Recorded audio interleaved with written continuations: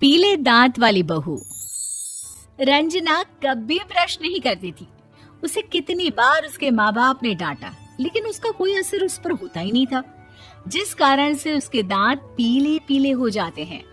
शादी के बाद अरे बहू, वैसे तो तुझ में कोई कमी नहीं है, पर तेरे दांत इतने पीले कैसे हैं बेटा?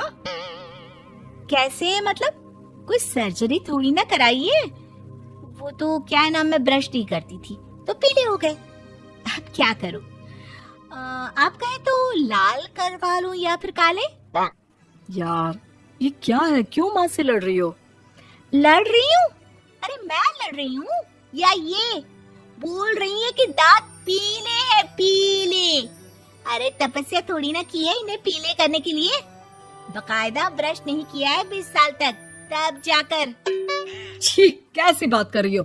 ये उस वक्त तो पीले नहीं थे जब हम लोग तुम्हें देखने आए थे। अरे तब साफ करवा लिया होगा डेंटिस्ट के पास जाकर। अब देखो कैसे पीले पीले लग रहे हैं। रंजना सास की तरफ गुस्से से देखती है। फिर शुरू हो गई पीले पीले पीले।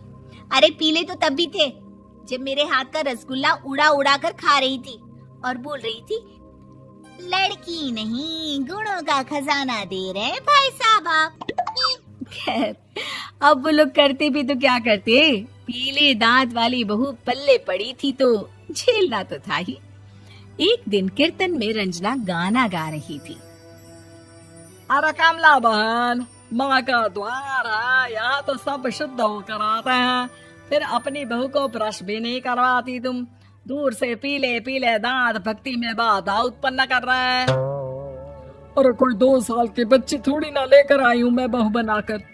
अच्छी खासी लड़की है, अरे कैसे करवाऊं ब्रश? ये तो उसे खुद करना चाहिए ना। अब माँ बाप तो इसके जैसे तैसे निपटा दिए, ये नहीं सोचा कि सास कैसे संभालेगी। सास बहू को लेकर घर आ जाती है, लेकिन सोच लेती है कि अब इसे लेकर कहीं नहीं जाएगी।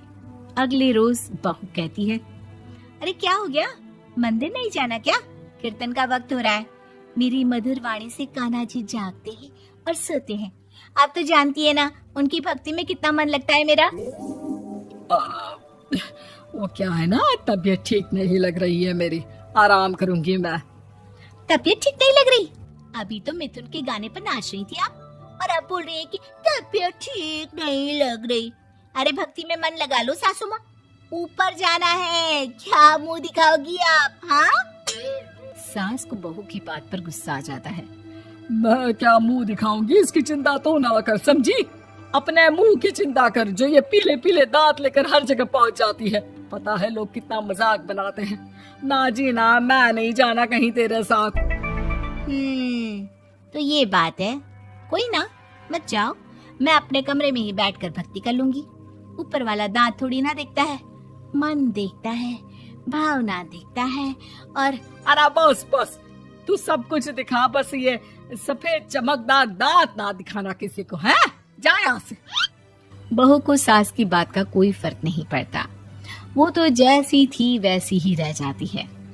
सुबह नहाकर किचन में खाना बनाना, फिर खाना खाना, कीर्तन भजन करना और सो जाना। एक दिन, माँ जी मैं सहेली के घर जा रही हूँ, शाम को लेट आऊंगी। हाँ हाँ, तो जाना, मैंने कौन सा तेरी आरती करनी है घर पर बैठकर। रंजना सहेली के घर जाती है, जहाँ वो पार्टी में जाने की तैयारी कर रही होती है। अरे शिखा, कहाँ जाने की तैयारी कर रही है? मैं गलत वक्त पर आ गई क्या? अरे नहीं यार, उल्टा सही वक्त पर आ गया।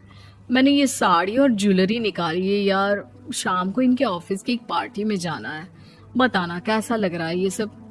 नहीं यार, इस ड्रेस के साथ तो वो वाली ज्वेलरी अच्छी लगेगी। हाँ हाँ सही बोल रही है, मैंने ध्यान ही नहीं दिया। वैसे तो हमेशा से मस्त फैशन सेंस रखती है। तो बड़ा जाती होगी ना पति के साथ पार्टी में। रंजना कुछ नहीं बोलती, बस सोचती है कि यार काश ये बात सही हो जाती। पर मैं क्यों नहीं जाती पार्टी में? क्या इन लोगों की कोई पार्टी होती नहीं होगी? रंजना घर आती है और रात में पति से सवाल करती है, एक बात बताइए, आप मुझे किसी पार्टी में क्यों नहीं ले जाते? क्या आपकी यहाँ ऑफिस में पार्टी नहीं होती? पति बेचारा क्या कहता कि दांत पीले हैं तुम्हारे इसलिए।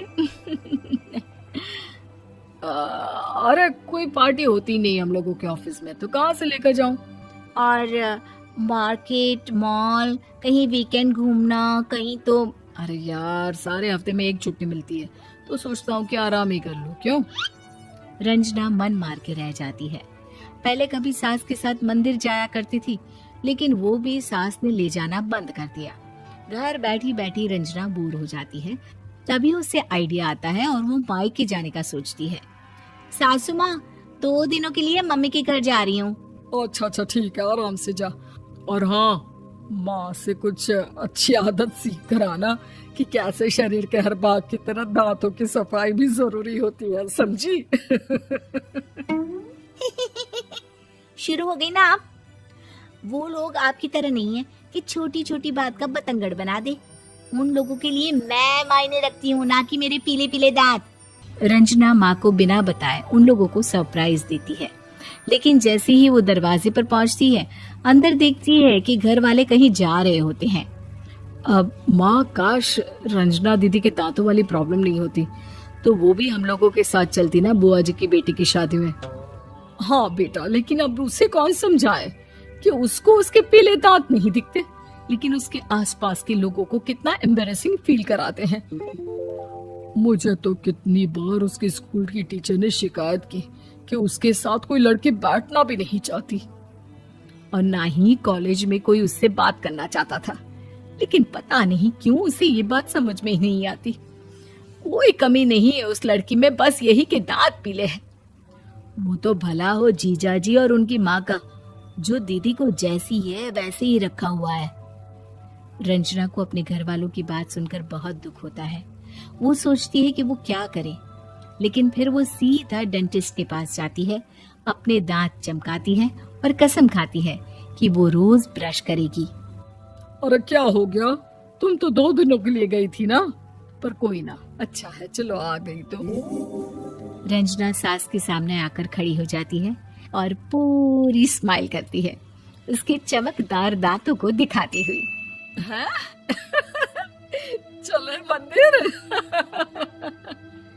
माँ, मुझे माफ कर दीजिए, मैंने आप लोगों को बहुत एम्बैरेसिंग फील करवाया। मैं आज से रोज ब्रश करूंगी।